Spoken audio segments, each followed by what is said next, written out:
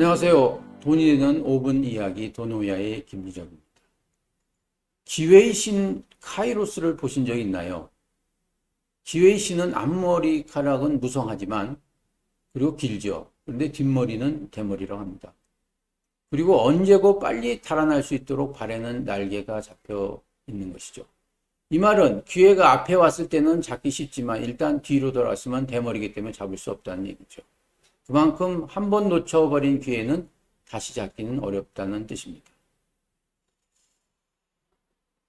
인간이 먼 옛날 대초원 시대를 방황하던 시절을 한번 회고해 보시죠. 만일 이때 물 위에서 떨어진다는 것은 곧 다른 들짐승의 표적이 된다는 것을 의미하죠.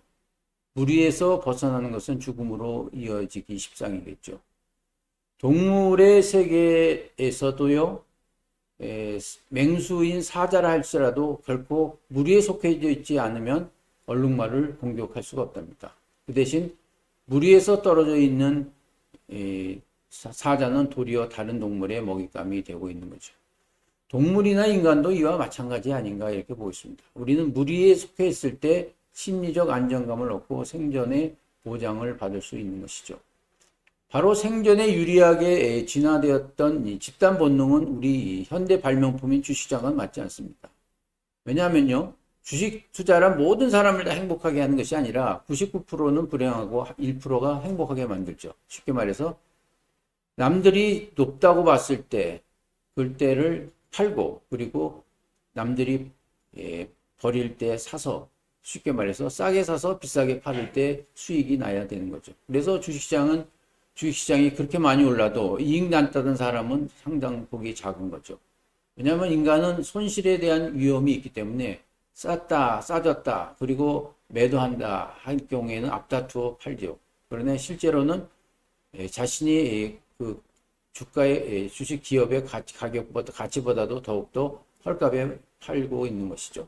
그러다가도 또 주식값이 오르면 갑자기 또 무조건 사게 되는 것이죠. 이렇게 주식시장에는 사고 파는 행위가 시장의 무리에 따라서 하다 보면은 실패할 확률이 크것입니다. 즉, 남들 따라서에서는 큰 수익을 얻을 수 없는 거죠. 바로 주식에서의 수익은 고독과의 싸움에서 이길 때 생기는 것이죠. 친구 따라 강남 간다. 이런 말의 뜻은 줏대 없는 사람들, 남 하자는 대로만 하는 사람을 의미하는데요. 주식에서 이런 사람은 성공할 수 없는 거죠. 그래서 역발상 투자가 가장 중요한데요. 사실은 이게 어렵습니다. 왜냐하면 인간은 위험이나 공포사항에 직면하면요, 둘 중에 하나를 의사결정을 해야 되죠. 싸울 것이냐, fight, or 아니면 flight, 도망갈 것인가, 이런 얘기죠. 만일 여러분 앞에 독이 바싹 오른 뱀 한 마리가 있다고 가정해 보시죠.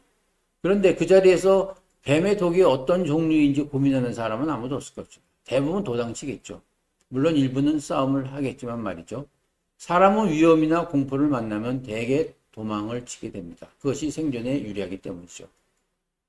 그런데 이제 어처구니 없다고 이제 얘기했던 사람도 있겠지만은 주식시장에서는 이런 인간의 모습이 종종 보이고 있습니다.